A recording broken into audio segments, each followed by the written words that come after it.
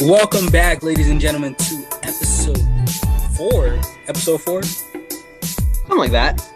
Yeah, we're up to episode 4 already. It's crazy. We're getting out of our infancy. Yeah, right? We're growing. But welcome back, ladies and gentlemen, to episode 4 of Cougar Culture. I am your host, once again, Dorian Alert. I am joined by my good friend and broadcaster extraordinaire, Jish Sokolsky. What's going on, man? Man, I'm loving all these new intros you're giving me. How's it going, everyone? I'm doing just all right. My winter break, a little eventful. I tested positive for COVID in Jamaica, so I had to quarantine there. But there worst place to quarantine, Dorian. I'd say so. That sounds like a pretty decent place to quarantine. Of course, we want everyone to stay safe, of course, with everything going on. Make sure you mask up, wash your hands, all that good stuff. Social distance. Yep. But especially when we're at some of these sporting events that we'll be talking about in just a moment. All right. We have a jam-packed show for you all today, and we're going to start with After the Whistle. I can't whistle. Fun fact about me. But we'll start off strong with some women's swimming and women's basketball news. First, in women's swimming, they got their first W of the new year against Hunter. And we'd like to give a quick shout out to Amanda Davis and Teagan Powell for winning Swimmer of the Week and Rookie of the Week, respectively, in the NJAC. So congratulations to those two bright young swimmers.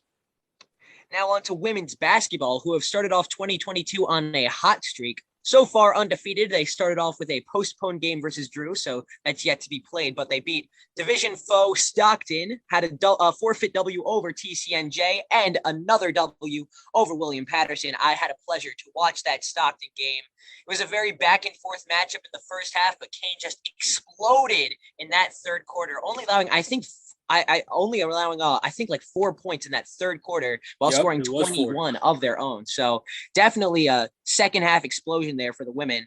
And of course, against William Patterson, it was kind of the opposite. They started off really strong with a strong lead going into halftime and kind of fumbled the bag out of halftime a little bit, but they were able to hold on and also beat William Patterson. The women's basketball team is now in second place in the NJAC. If the season ended today, they would have a rematch with Rutgers Newark in the playoffs.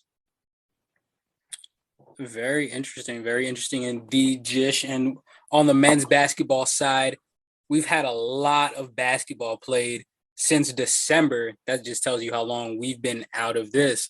But back in December, we previewed their matchup against the Immaculata Mighty Macs on December 14th. They did beat Immaculata 79-66 in that game. Latrell West led the way with 27 points. Patrick Strazala came in and added 16, and Nate Lyles also contributed with 10 points of his own. The next game was against Princeton. That game was an exhibition contest. Kean did lose 100-59. I was in attendance at that game, like we said, and you know what? It was a really fun game to watch. I can't say much. Kean actually did have a lead very early on in the first half. It did teeter off majorly, but Kean was able to make a game out of it. It was really fun to watch. That's awesome, especially against Division I opponents. Even though it's an exhibition game and none of it really counts. So always good to have that kind of experience under your belt. Oh yeah, and it adds confidence. Coming into the new year, Kean did play Stockton as well as an NJAC doubleheader. They were able to beat Stockton 83-75. In that game, Patrick Strazala led the way with points this time, 23. Latrell came in and added 14 points of his own with 4 rebounds. And Justin Sink Smith on the boards with 12 rebounds of his own, almost having a double-double with 9 points. Yeah, and I was at that game on the call. Strazala's shot was just silky smooth all night. And Justin Singh-Smith coming off the bench, Kean was missing a few of their starters for that game, but they were still able to play very hard against, at the time, a 10-1 Stockton team, and were able to come out with a key division victory. So a lot of toughness and heart in this team. Oh, you mentioned Pat Strizala's shot being silky smooth. He was 5 of 6 from the 3-point line. So I'd say 83% is pretty silky smooth. I would too. They also did have a forfeit win against TCNJ. And their final game on January 12th, and their most recent game on January 12th was against William Patterson at William Patterson. They did lose that one 83-76. Leading the way in points was Latrell West with 16. He added 5 rebounds as well. JD Daniels had 13 points as well. And Terrence Durham, a guy that we often see on the defensive end, he added 10 points himself as well. Kendall Blunt also with 12 on 5 of 7 shooting. Yeah, it's nice to see Blunt getting some action again. He hadn't played the past few games, but if Kean had won that game, them and William Patterson would have switched spots in the playoff seeding. And it's nothing to be ashamed of. It was a good William Patterson team that they played and a good William Patterson team that they did eventually lose to. And we will see them again later in the season. And at that point, we'll be ready for them. Absolutely. Looking at the NJAC standings for the men, they currently sit at 6th place in the NJAC with an overall conference record of 4-4 and an overall record of 9-4. Obviously going 9-0 in their non-conference opponents. Rutgers Newark currently sits atop the NJAC, followed by Stockton, Rowan, William Patterson, NJCU, and Kean. And following Kean is Montclair State, TCNJ, Ramapo, and Rutgers Camden rounds out the NJAC.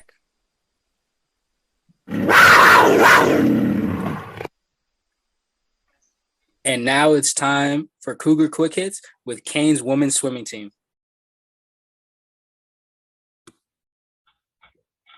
Joining us on the pod now is women's swimming head coach Chris Swenson. How are you doing, Coach?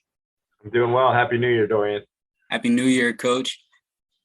Along with you, you brought Amanda Davis, Katie Pileggi, and Teagan Powell. How are the rest of you doing as well? Hi, doing good. Hi, I'm doing well. Great. I'm going to start with you, Coach. I'm going to jump right into the questions. You're currently in your 4th season as the head coach with the women's swimming team since the program restarted back in 2017. What can you say about the growth of the team since your first season in 2018? Yeah, I mean, honestly, when you look at where the team was and where we are now and where we're going, it's really hard to compare just because every year has been very different. Obviously, the last couple of years have been drastically affected by, what's been going on globally, which has not made things easy. But the girls have done a great job of just continuing to move the needle forward and make the program better and faster. And, that's just been very exciting for me to watch that happen. And really proud of what we've done so far, but we're not even close to done yet. So getting there. You mentioned that the last couple of seasons have been affected drastically due to the pandemic. And so, Amanda, your freshman season was during the COVID shortened spring season. What was that season like? And what are some of the differences that you see in this being your first full season with the team? So during the fall season, we only got to train 2 days a week. And for swimmers, that doesn't really work. You need consistency to be able to race. So it felt like we were in and out of a season all the time. And it was so unpredictable because we had no idea where the pandemic was going. Once we got to spring, we got to train a little bit more. But going into the fall season, knowing we were going to be training more than we were able to our freshman year was reassuring. And we're able to race just regular meets with spectators, and the energy is different. And you know that you're racing for Mets because we have Mets. We have a conference meet this year. It's not just whatever coach can figure out and wherever the pandemic will take us. There's more reassurance this year. Speaking on having spectators in the stands, what is that like? I know you mentioned the energy is different, but what is that like rather than just swimming doing time trials or something along those lines? So with having spectators, there's an energy. You can kind of bounce off the energy. There's more cheering. It encourages you to go faster. It's very hard to swim a virtual swim meet. There's no one next to you to race off of except your teammate that you race every day in practice. And you can kind of predict what they're going to do, but you can't predict what your competitor is going to do to an extent. They can have times, but they could go much faster in a race than they would for the posted times they had. Also, with people cheering, it just pushes you to go faster. Say you're racing to the finish, you're super close at the flags. Whoever wins, it's like, oh my gosh, I just did that. Or I beat them, instead of, I don't know what they just went, but I guess I'll see it when the times are posted. You're also a dual sport athlete. We spoke to Cyan obviously during her volleyball and swim season, and she did the incredible competing in two sports in one day. But you're also a dual sport athlete. You play lacrosse. Although your seasons don't typically overlap, how does playing another sport help you as an athlete? Yeah, I mean, even though I'm not playing lacrosse games and swimming in swim meets, if you're a college athlete, you know that you really don't get a break. So all year long, you're training. So even though I was in swim season for most of this year so far, I was also at lacrosse practice. And I can tell you that I probably wouldn't be able to complete my 5th year of lacrosse if it wasn't for the swim team and coach and all the girls, because just having the beat on your body that it is being on a field is stressful on your body. And being in the pool, even though it is the hardest thing ever being on a swim team, I can tell you that, and is such a hard workout, it's so beneficial for your body and all your joints and your muscles. And I would not be healthy this year if it wasn't for the swim team and coach and all the girls. So I'm really thankful for that. Teagan, this is your first season with the team, you being a freshman, and what have your expectations been met so far at the halfway point?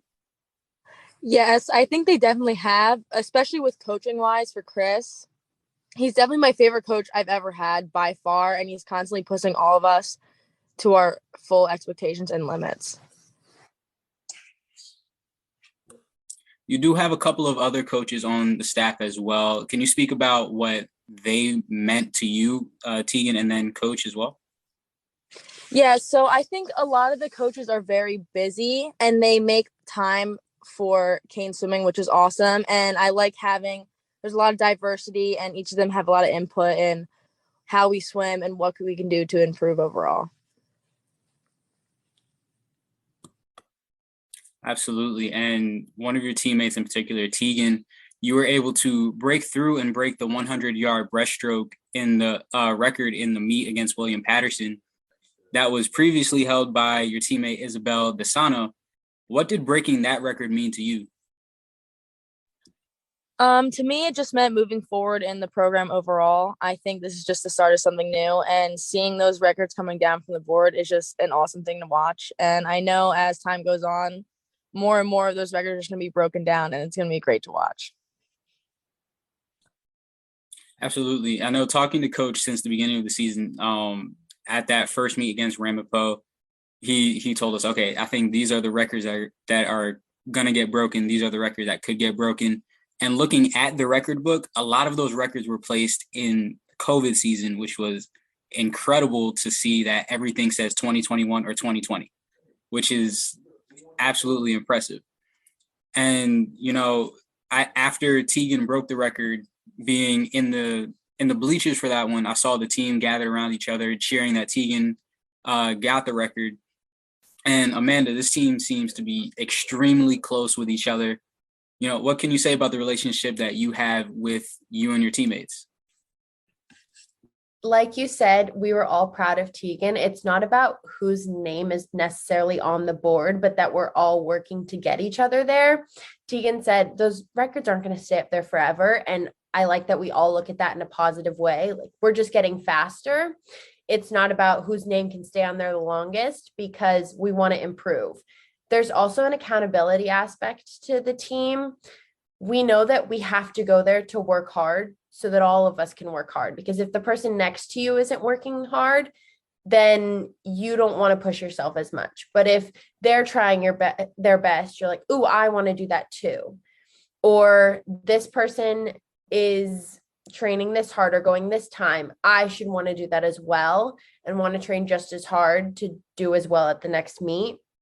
And we're all very close as friends. We are close with Chris. We are always joking when it's appropriate, but then we work hard when it's necessary. So I truly enjoy the team culture, and I think it's just going to keep getting better. If I could just add to that, Chris is hilarious.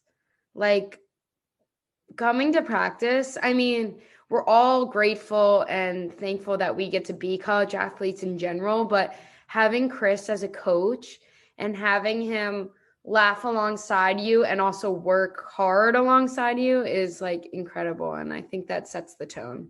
And now it's time to go beyond the competition with Paul Williams. And welcome back, ladies and gentlemen. We are now joined by Paul Williams, our coordinator of athletic operations here at Kean University and overseas basketball phenom. How you doing this morning, Paul? How you doing, fellas? Good to be here. Thank you for having me.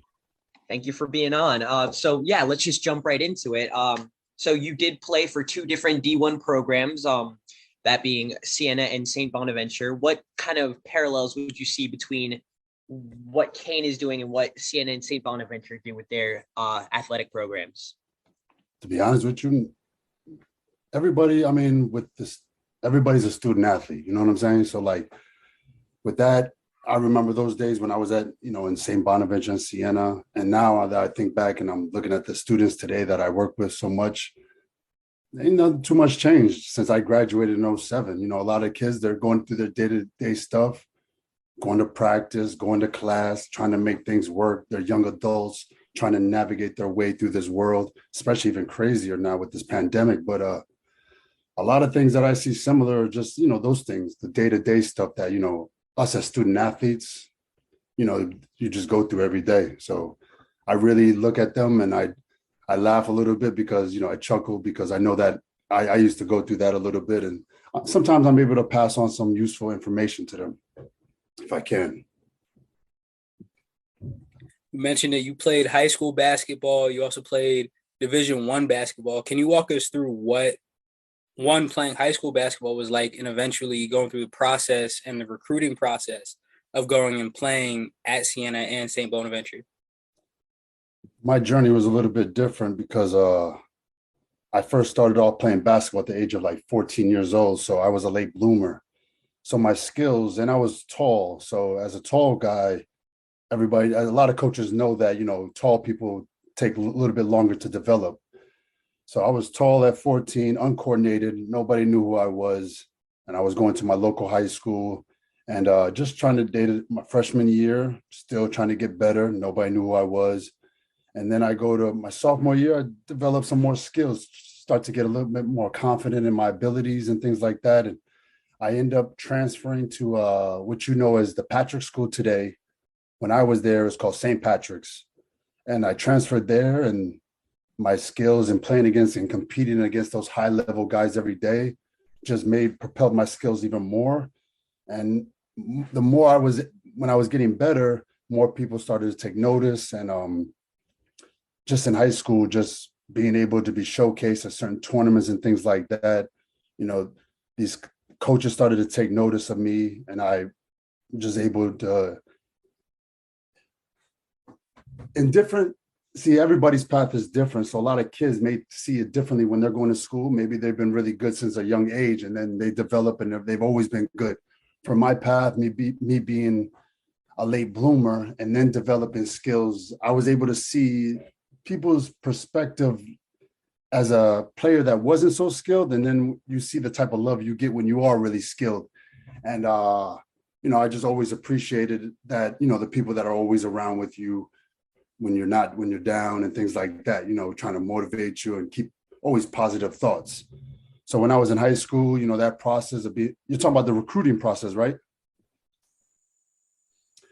So that process would be just, they're going about seeing you at certain tournaments. Now I know today's world, that's why I'm trying to put that a little bit differently so kids can understand, because in today there's so many tournaments and Instagram and so many of these kids, like the coaches know about them.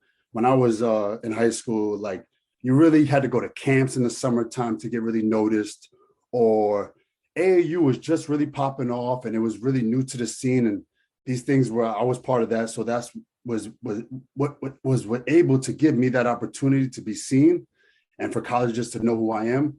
But once they knew who I was started able to get a lot of letters in the mail and college coaches calling you all the time. And it just became a decision of where you would want to go to be happy, what's going to be the best fit for you, the program, when you're making that decision on what colleges to go to.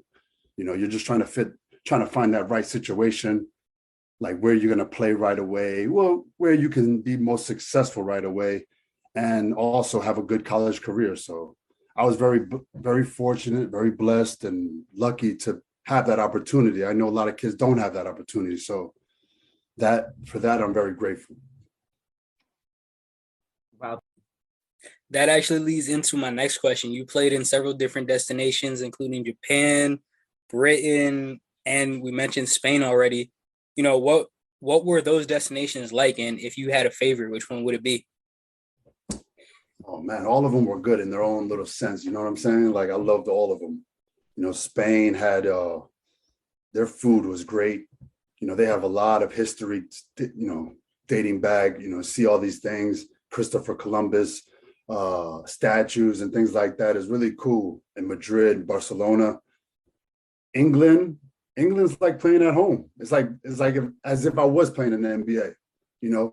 Everything's in English. You go to the store, everybody's talking to you in English. So you're very familiar to what's going on. And then on top of that, in England, they love America. So anything that, we're doing, they're all about it. So when you're over there, you get so much praise and they're like, wow, you're American. And then, you're on the basketball team. So it is a great place to play. It's just that the English people, they don't like basketball is not that high in Britain, So like they love their soccer. They love, all these other sports. Basketball is not high on the list, so you're not going to get a lot of fans at your games and things like that.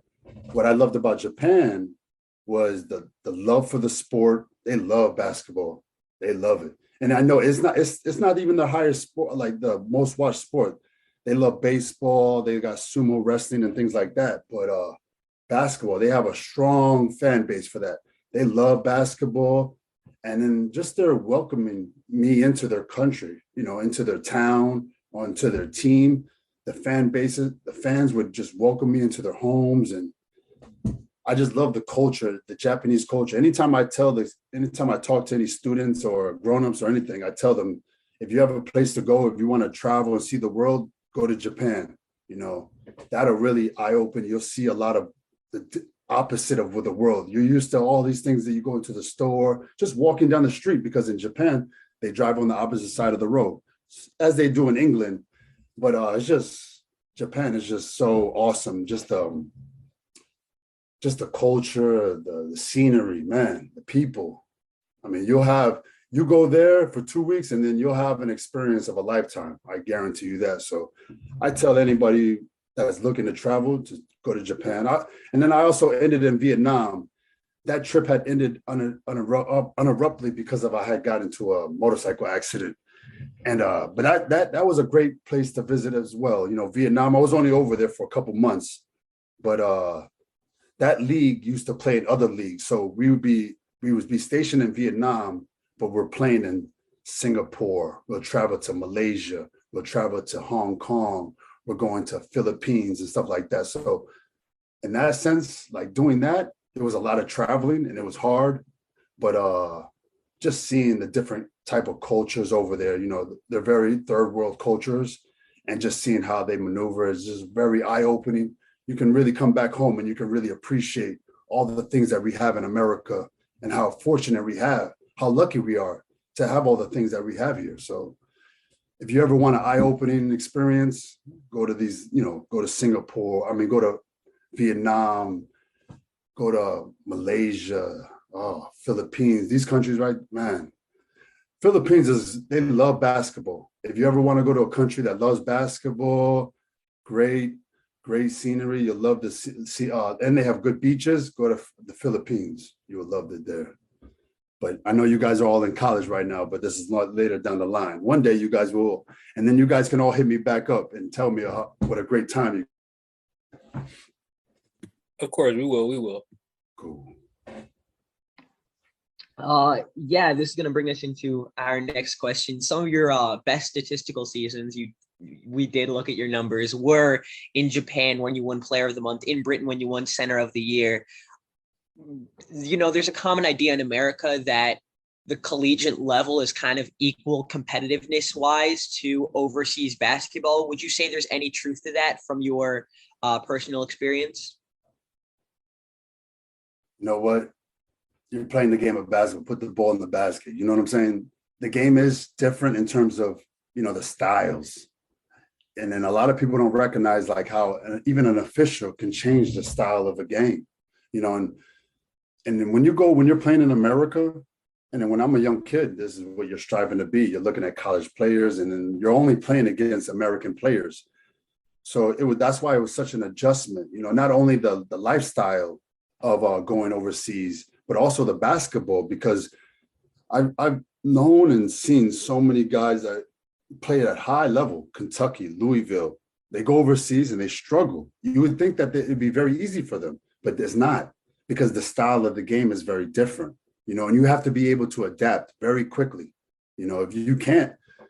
And then that is all this. Also, there's also a tricky part to that as well, is you don't adapt fast enough, you'll be sent home. And when you're playing overseas, the contracts are never like guaranteed.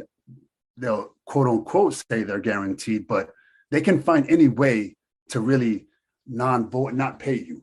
They can make things very difficult. And then you could say, yeah, I have an agent, and then but your agent's gonna, what is your agent gonna do? Waste time by going to court all the way in Japan or all the way in Spain to fight a case? Most likely you'll never get that money. You know what I'm saying? So you always want to make sure that you're doing your job. When you're going overseas, you don't want to be like acting crazy in terms of going out crazy, going to the club. You want to be a professional, even though they're not going to tell you how to act, but you should just know how to act. So when you're going from a college student, going out all the time, maybe your college coaches are telling you what to do. Hey, 7 a.m. workout, 10 a.m. class. When you're a professional, none of that is going on. If you don't want to work out, okay, don't work out. But guess what? But if you don't work out and then game day comes at 7 p.m. and you don't perform, then guess what? You'll be going home by Sunday, 8 o'clock. That's how fast it happens. So you have to make sure that you're on your grind, you're working hard. You can't get caught up in, because what happens is when you're overseas, and what it is, so each team, every country is different. But for the most part, for what I had to deal with, you only allow 2 Americans on each team. So when you're playing against, and I'll touch back on your question about the competition. I'll get to that. When you're playing against, so 2 Americans. So if I go to Japan, give you just an example. As you know, Japanese people, they're not the tallest guys. So like in Japan, I'll have a team full of guys, maybe 5'9", full of all Japanese guys, maybe 5'9". Me and the American will be, I'm 6'9", and then the other American will be like 6'8", 6'10", something like that. So and then we're going to go against another team. So, and that'll go across the board. You know what I'm saying? So I'm not really going against a Japanese guy. I'm really going against another American who's probably just as good as me or better or whatever the case may be. And he's an elite professional himself.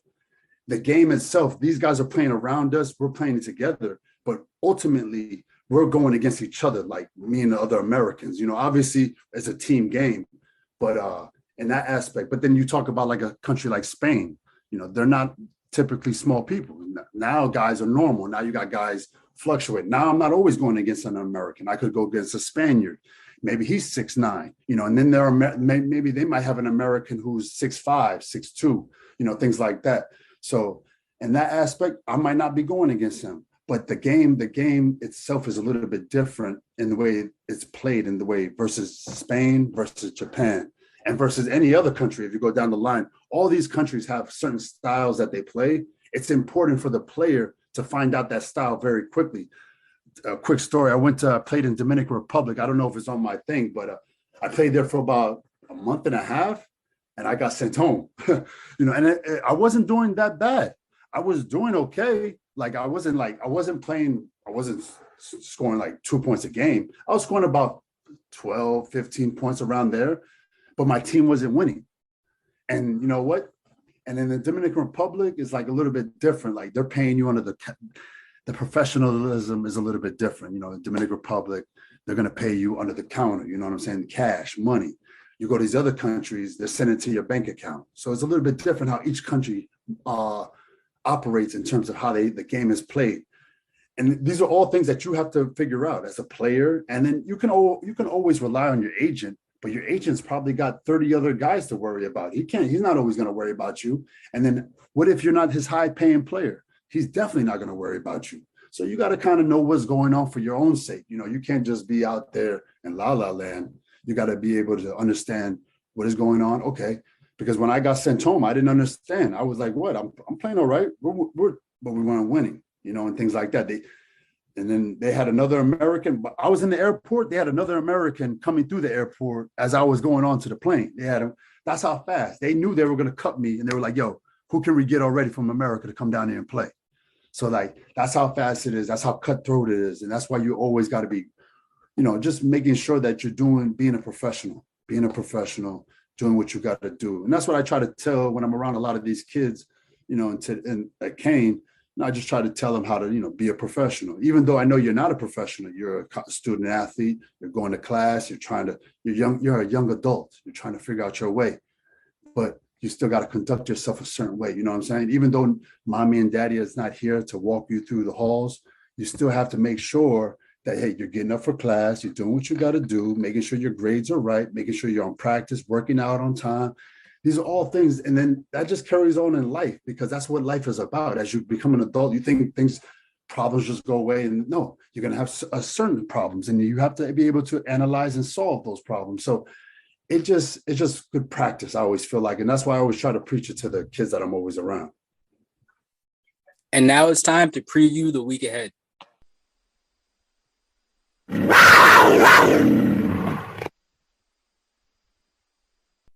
Coming up on January 15th, both men's and women's basketball will be playing Rutgers Camden in an NJAC doubleheader. Rutgers Camden does rank in last place in the NJAC in both men's and women's, but of course, no victory is an easy victory, and I'm looking forward to watching both of those matchups. Yeah, me too. You took the words right out of my mouth. Of course, you never want to underestimate an opponent, but both of these teams, I think for the men, they haven't won a game yet, so it's definitely in Kean's favor, and I would take the minus on this one. Taking the minus. All right. But for swimming on this Saturday as well, almost interfering with the basketball games, the swimming team will be hosting East Stroudsburg University at 1 p.m. on January 15th, this Saturday. And a special treat, the men's volleyball team will be kicking off their season in Brooklyn, New York to take on NYU. So a very exciting season yet ahead to go for the men's volleyball team. We'll talk about that more, I believe, next episode. But they are ranked 5th in the preseason conference in the CVC. So exciting stuff coming up this week. And hopefully you guys tune in next week to find out how it all went. Absolutely. I had a great show with you, Jish. Big shout out to Coach Swenson and the women's swim team, and Paul Williams, our coordinator of athletic operations, for coming on the show. Remember, everyone, you can find the show on YouTube at Kean Athletics. Also on Apple Podcasts and Spotify. Just look up Cougar Culture Podcast, and you'll be able to hear our wonderful voices. I had a great show, man. I did too, man. I love that conversation with Paul. It was very nice. Absolutely. We'll see you guys next time.